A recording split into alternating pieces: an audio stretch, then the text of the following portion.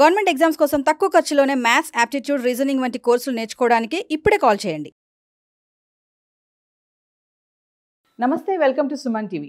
Competitive exams మనకి పోటీ పరీక్షలు అనగానే ముందుగా గుర్తొచ్చేది SSC, CGL, RRB, bank exams. చాలా మంది ప్రిపేర్ అవుతూనే ఉంటారు కదా. కొంతమందికి ఏంటంటే ఎస్ఎస్సి అనగానే ముందుగా గుర్తొచ్చేది 10th క్లాస్. అంటే ఎస్ఎస్సి అంటే చాలా మందికి తెలియదండి, ఏంటి ఫుల్ ఫామ్ ఏంటి, అసలు అది కూడా ఒక నోటిఫికేషన్ అని. సెంట్రల్ గవర్నమెంట్ ఇచ్చే నోటిఫికేషన్ ఎస్ఎస్సి, సిజిఎల్.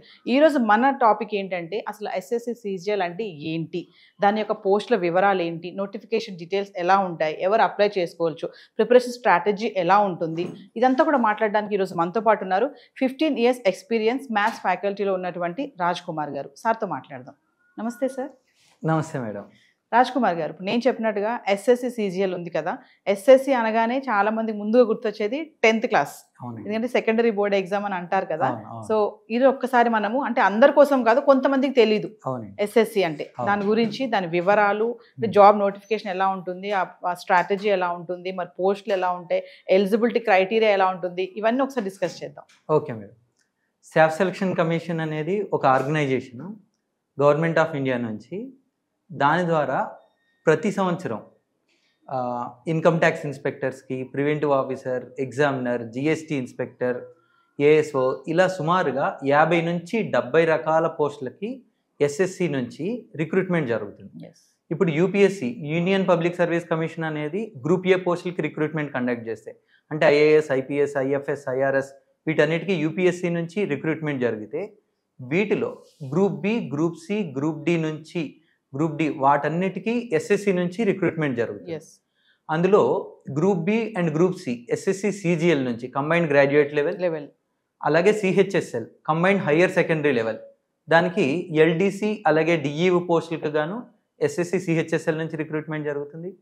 నెక్స్ట్ అలాగే group D MTS multi tasking staff, అలాగే హవల్దార్, ఈ పోస్టులకి ఎస్ఎస్సి, ఎంటీఎస్ నుంచి రిక్రూట్మెంట్ జరుగుతుంది. నెక్స్ట్ అలాగే స్టెనోగ్రాఫర్స్కి ఎస్ఎస్సి నుంచి రిక్రూట్మెంట్ జరుగుతుంది. ఇలా group B, group C, group D పోస్టులకి గవర్నమెంట్ ఆఫీసెస్, డిఫరెంట్ గవర్నమెంట్ ఆఫీసెస్కి, వాటన్నిటికీ ఎస్ఎస్సి నుంచి రిక్రూట్మెంట్ జరుగుతున్నాయి. ఫస్ట్ నాకు ఎస్ఎస్సి గురించి, నేను అంతకుముందు బ్యాంక్లో work చేస్తుండేవాడిని.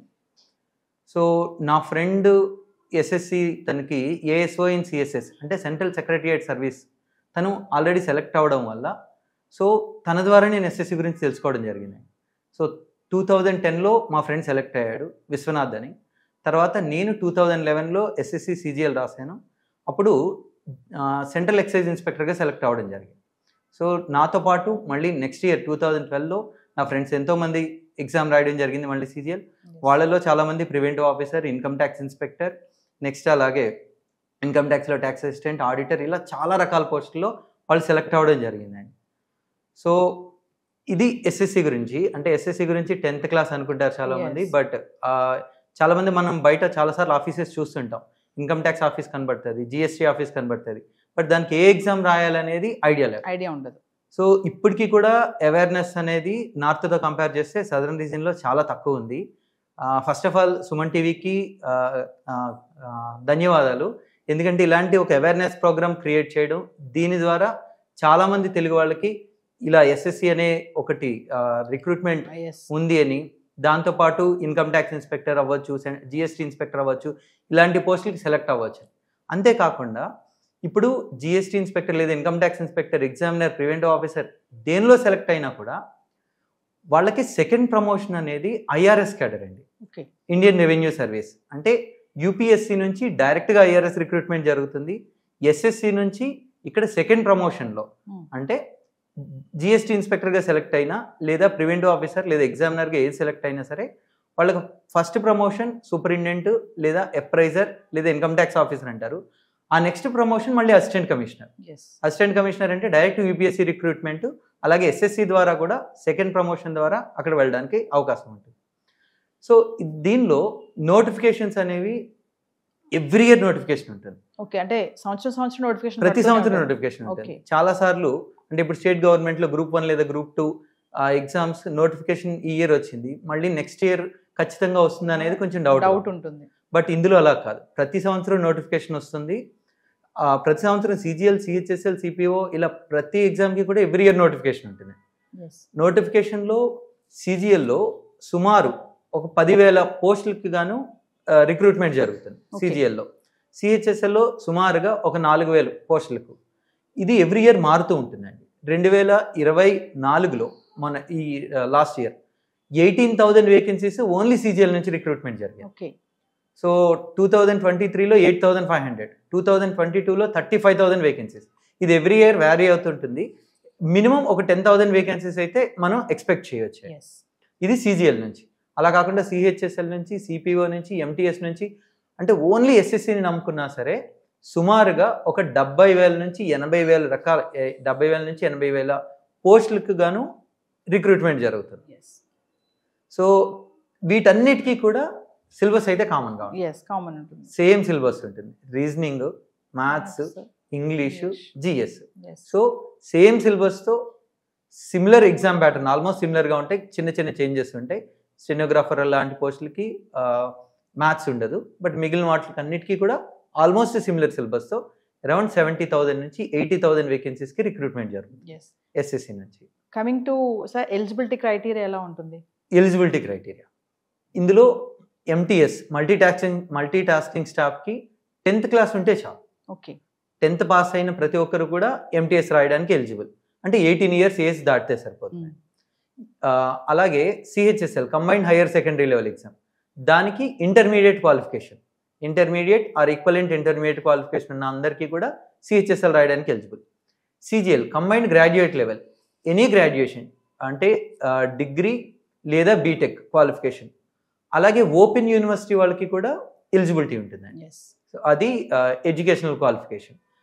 Age limit 18 to 27 years age limit అండి. బిలో 27 ఇయర్స్ ఏజ్ ఉంటే అన్ని పోస్టులకి ఎలిజిబుల్.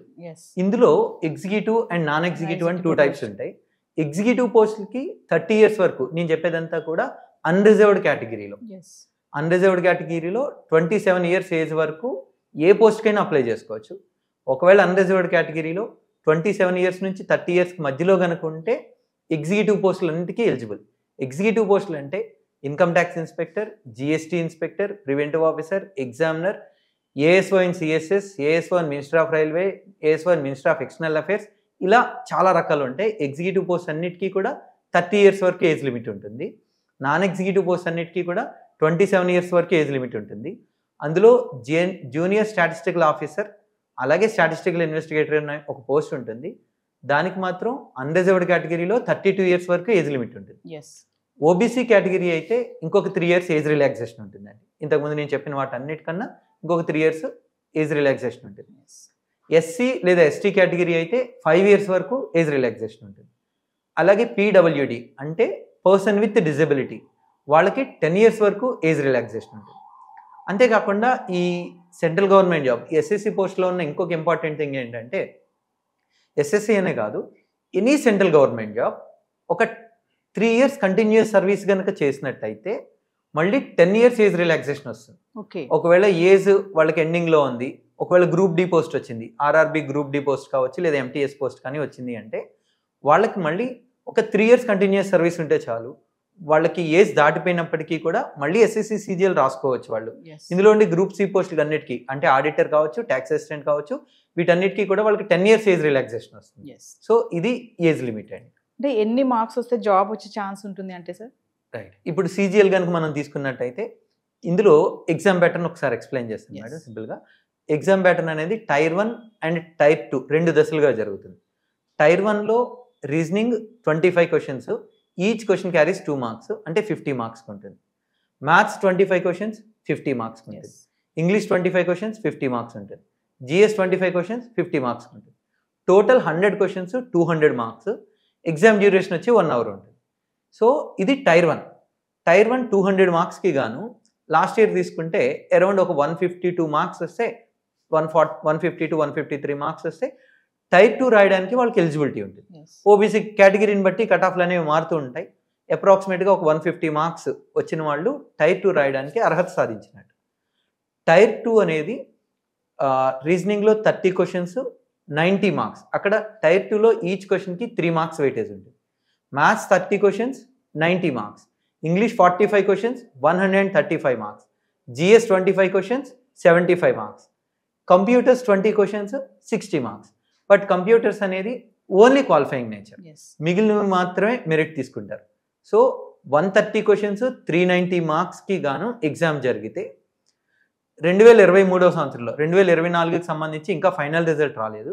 2023 సంవత్సరంలో ఓపెన్ కేటగిరీలో అన్రిజర్వ్డ్ కేటగిరీలో 302 మార్క్స్ వచ్చిన క్యాండిడేట్కి జాబ్ రావడం జరిగింది. సిబిఐసి ట్యాక్స్ అసిస్టెంట్ ఇన్ సిబిఐసిలో 303 మార్క్స్కి, నెక్స్ట్ అలాగే 302 మార్క్స్కి ఒక యూడిసి అయితే వచ్చింది. ఓబీసీ 301 మార్క్స్కి, ఈడబ్ల్యూఎస్ 301 మార్క్స్కి, ఎస్సీకి అయితే 284 మార్క్స్కి, ఎస్టీ కేటగిరీలో అయితే 276 మార్క్స్కి జాబ్ అయితే వచ్చిందండి. అవుట్ ఆఫ్ 390 ఒక 310 మార్క్స్ కనుక తెచ్చుకున్నట్టయితే ఏదో ఒక జాబ్ రావడానికి అవకాశం ఉంది. అయితే ఇది నెంబర్ ఆఫ్ వేకెన్సీస్ పైన, నెక్స్ట్ అలాగే పేపర్ డిఫికల్టీ పైన ఆధారపడి ఉంటుంది. ప్రతి సంవత్సరం ఒకేలా ఉండదు. పేపర్ ఈజీగా ఉన్నప్పుడు కట్ ఆఫ్ అనేవి ఎక్కువగా ఉంటాయి, పేపర్ డిఫికల్టీగా ఉన్నప్పుడు కట్ ఆఫ్ అనేది తక్కువగా ఉంటుంది. అప్రాక్సిమేట్గా ఒక 310 to 315 మార్క్స్ కనుక తెచ్చుకోగలిగితే అవుట్ ఆఫ్ 390 ఏదో ఒక జాబ్ రావడానికి అవకాశం ఉన్నాయి, ఛాన్సెస్ ఉన్నాయి. Unreserved category. సెంట్రల్ గవర్నమెంట్ ఇచ్చే నోటిఫికేషన్ కాబట్టి మరి మనకి ఆంధ్ర తెలంగాణలో కూడా జాబ్ వచ్చే ఛాన్సెస్ ఉంటాయండి. పోస్టింగ్, మంచి క్వశ్చన్ అడిగారు. సెంట్రల్ గవర్నమెంట్ జాబ్ అయినప్పటికీ కూడా మన అదృష్టం ఏంటంటే ఏపీ తెలంగాణలో ఎక్కువ అవేర్నెస్ లేకపోవడం వల్ల, అంటే నార్త్తో కంపేర్ చేస్తే ఇక్కడ జాబ్ తెచ్చుకోవడానికి కొంచెం అవకాశాలు ఎక్కువగా ఉన్నాయి. ఇంకా చెప్పాలంటే మనకి ఢిల్లీలో కానీ లేదా నార్త్లో కానీ పోస్టింగ్ తెచ్చుకోవాలంటే కష్టం. బట్ ఏపీ తెలంగాణలో పోస్టింగ్ తెచ్చుకోవడానికి ఖచ్చితంగా చాలా అవకాశాలు ఉన్నాయి. ఏపీ తెలంగాణలో హైదరాబాద్ లాంటి సిటీల్లోనే కాదు, టౌన్స్లో కూడా ఇప్పుడు కరీంనగర్ కావచ్చు, వరంగల్ కావచ్చు, హన్మకొండ కావచ్చు, రాజమండ్రి, వైజాగ్, విజయవాడ ఇలాంటి టౌన్స్లో కూడా పోస్టింగ్ రావడం అనేది ఖచ్చితంగా ఛాన్స్ ఉంది.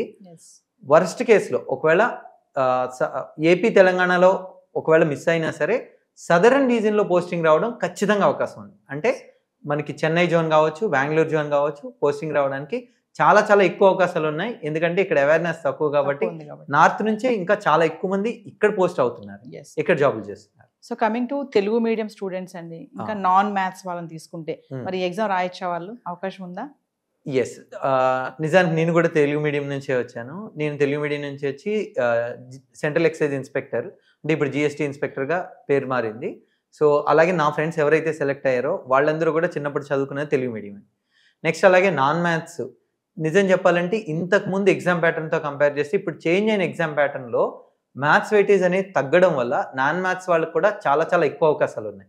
ఇంతకుముందు మ్యాథ్స్ 200 మార్క్స్ వెయిటేజ్ ఉండేది, కానీ ఇప్పుడు 2022 నుంచి చేంజ్ అయిన ఎగ్జామ్ ప్యాటర్న్ ప్రకారం మ్యాథ్స్ వెయిటేజ్ 90 మార్క్స్కే ఉంది. అంతేకాకుండా ఇప్పుడు సెలెక్ట్ అవుతున్న పిల్లల్లో కూడా మ్యాథ్స్ అలాగే నాన్ మ్యాథ్స్ నుంచి కూడా చాలామంది సెలెక్ట్ అవుతున్నారండి. School maths 8th, 9th, 10th class వరకు మ్యాథ్స్ కనుక ప్రాపర్గా ఉంటాయి, ఇంటర్ డిగ్రీ మ్యాథ్స్ అవసరం లేదు. సో 8th క్లాస్ మ్యాథ్స్లో ఉండే percentages, profit and loss, simple interest, compound interest, time and work, time and distance, ratio and proportion, partnership, ages, numbers, LCM and HCF, averages, areas, volumes, trigonometry, geometry, algebra, ఇవన్నీ కూడా ఏంటంటే just 8th, 9th, 10th క్లాస్లో ఉండే maths. ఈ maths కనుక తెరవగా ఉంటే ఖచ్చితంగా SSC, మన ఎస్ఎస్సి అంటే మన 10th క్లాస్ వరకు ప్రిపేర్ అయిన మ్యాథ్స్ ఏదైతే ఉందో అదే మ్యాథ్స్తో ఇక్కడ క్రాక్ చేయొచ్చు.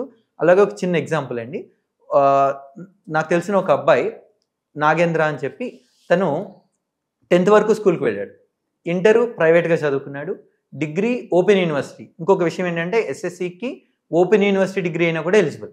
తను ఓపెన్ యూనివర్సిటీలో డిగ్రీ చేశాడు. ఆ టైంలో కూడా బెంగళూరులో మార్కెటింగ్ జాబ్ చేసుకుంటూ ఉండేవాడు.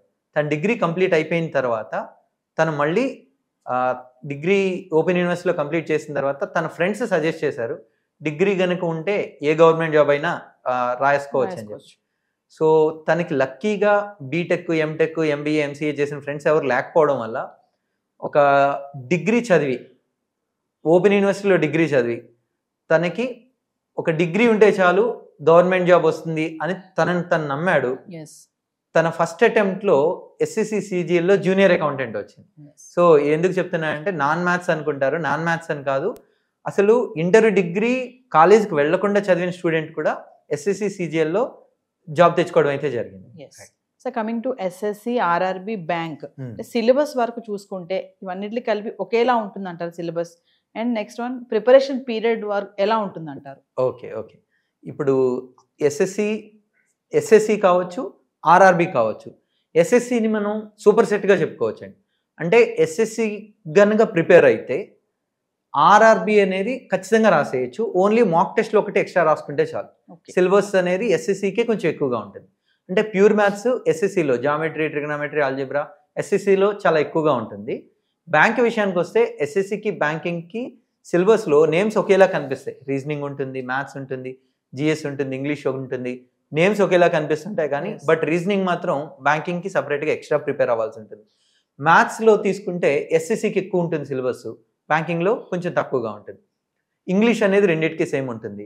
జిఎస్ విషయానికి వస్తే ఎస్ఎస్సిలో మన school subjects physics, chemistry, economy, polity, geography, biology ఇవన్నీ ఎక్కువ సిలబస్ ఉంటే బ్యాంకింగ్లో current affairs and banking awareness ఎక్కువగా ఉంటుంది. సో సిలబస్ పరంగా బ్యాంకింగ్ అయితే సపరేట్గా కొంచెం ఎడిషనల్గా ప్రిపేర్ అవ్వాల్సి ఉంటుంది. ఎస్ఎస్సి అలాగే ఆర్ఆర్బికి ఆల్మోస్ట్ సిమిలర్ సిలబస్ ఉంటుంది. సో ఎవరైతే ఎస్ఎస్సి అండ్ ఆర్ఆర్బి కంబైన్డ్గా ప్రిపేర్ అవుతారో ప్రిపేర్ అవ్వచ్చు. ఎడిషనల్గా మాక్ టెస్ట్లు రాసుకోవాలంటుంది. బ్యాంకు అలాగే ఎస్ఎస్సి కనుక తీసుకున్నట్టయితే రెండిటికి అరౌండ్ ఒక 60% సిలబస్ కామన్గా ఉంటుంది. బ్యాంకింగ్కి ఎడిషనల్గా రీజనింగ్లో అలాగే బ్యాంకింగ్ అవేర్నెస్, కరెంట్ అఫైర్స్ ఎక్స్ట్రాగా ప్రిపేర్ అవ్వాల్సి ఉంటుంది. కోచింగ్ అవసరం అంటారా ఎస్ఎస్సి, సిజిఎల్కి? కానీ మనం కాంపిటేటివ్ ఎగ్జామ్ చాలా మంది అంటే మంచి మార్క్స్ రావాలంటే కోచింగ్ తీసుకోవాలి అంటారు. మరి దీనికి ఇప్పుడు మీరు చెప్పినంత వరకు మొత్తం టాప్ టు బాటమ్ చూసుకుంటే కోచింగ్ ఎంతవరకు అవసరం అంటారు? ఇది కూడా మంచి క్వశ్చన్. కోచింగ్ అనేది కోచింగ్ లేకుండా కూడా మనం ఓన్గా ప్రిపేర్ అయ్యి ఎస్ఎస్సి క్రాక్ చేయొచ్చు అండి. క్రాక్ చేసిన వాళ్ళు కూడా ఉన్నారు.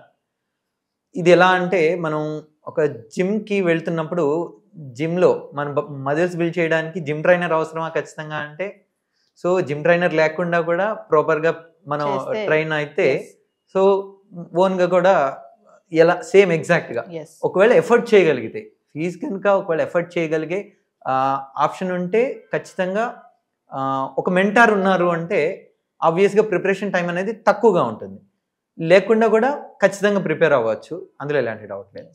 ఇప్పుడు 2025లో ఎస్ఎస్సి, సిజిఎల్కి నోటిఫికేషన్ అప్లై చేయాలంటే నోటిఫికేషన్ డేట్ ఒకసారి డీటెయిల్స్ అని చెప్తారా? ఓకే, ఇప్పుడు మనకి క్యాలెండర్ అనేది ఉంటుందండి. ఎస్ఎస్సికి సంబంధించి ఏ పోస్ట్స్ అయితే ఉన్నాయో వాటన్నిటికీ సంబంధించి ఎగ్జామ్స్ ఎప్పుడు ఉండొచ్చు, నోటిఫికేషన్ ఎప్పుడు రావచ్చు, వీటన్నిటికీ క్యాలెండర్ అనేది ఆల్రెడీ రిలీజ్ అవ్వడం జరిగింది. ఇది ssc.gov.in అనే వెబ్సైట్ ద్వారా మీరు చూడొచ్చు. దీనిలో నోటిఫికేషన్ అంటే ఇందులో ఎస్ఎస్సి కంబైన్డ్ గ్రాడ్యుయేట్ లెవెల్ అలాగే SSC combined higher secondary level ఈ రెండు అందరికీ ఎలిజిబిలిటీ ఉంటుంది. ఎస్ఎస్సి కంబైన్డ్ గ్రాడ్యుయేట్ లెవెల్ అనేది ఏప్రిల్లో నోటిఫికేషన్ వస్తుంది. ఎగ్జామ్ వచ్చి జూన్ అండ్ జూలైలో ఎగ్జామ్ ఉంటుంది. ఎస్ఎస్సి సిహెచ్ఎస్ఎల్ వచ్చి May 27th నోటిఫికేషన్ వస్తుంది. ఎగ్జామ్ వచ్చి ఆగస్ట్, సెప్టెంబర్ అలా ఉంటుందండి. సో ఎగ్జామ్ వచ్చి జూన్, జూలైలో ఉంటాయి.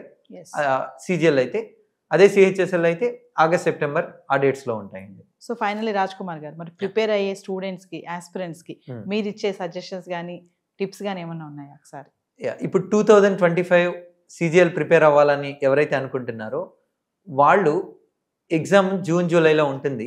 మనకి ఇప్పటి నుంచి కనుక తీసుకుంటే చాలా ఎక్కువ టైం లేదు కాబట్టి వీలైనంత త్వరగా ఒక 3 months లేదా 3.5 monthsలో సిలబస్ని మీరు చాలా డీటెయిల్గా అవసరం లేదు, బ్రీఫ్గా ఫాస్ట్గా కంప్లీట్ చేసుకోవడానికి ట్రై చేయండి. 3 to 3.5 monthsలో సిలబస్ కంప్లీట్ చేసుకోవడం. సిలబస్ కంప్లీట్ చేసిన తర్వాత ఎక్కువగా మాక్ టెస్టులు రాయాలండి. మీరు ఎన్ని మాక్ టెస్టులు రాస్తే మీకు ఆ మెయిన్ ఎగ్జామ్ అనేది అంత ఈజీ అవుతుంది. సెలెక్ట్ అయిన వాళ్ళందరిలో కామన్గా ఉండే పాయింట్ ఏదైనా ఉంది అంటే వాళ్ళు సుమారుగా ఒక 200 నుంచి 300 మాక్ టెస్టులు రాసి ఉంటారనమాట. ఎప్పుడైతే మీరు ఎక్కువ మాక్ టెస్టులు అనేవి రాస్తూ ఉంటారో ఆటోమేటిక్గా సెలెక్షన్ అనేది చాలా చాలా ఈజీ అయిపోతుంది. సో సిలబస్ త్వరగా కంప్లీట్ చేసుకోవడం, మాక్ టెస్టులు ఎక్కువగా రాయడం. Next basics, very very basics అయిన simplifications, calculations, additions, subtractions, multiplications, divisions, squares, square roots, cubes, cube roots ఇలాంటి వెరీ బేసిక్స్ ఏవైతే ఉంటాయో అవి మీరు చాలా చాలా తరోగా ఉన్నట్టయితే ఎగ్జామ్లో ఉండే క్యాలిక్యులేషన్స్ అనేవి ఖచ్చితంగా మీరు చాలా బాగా చేయగలుగుతారండి. Thank you sir. Thank you very much.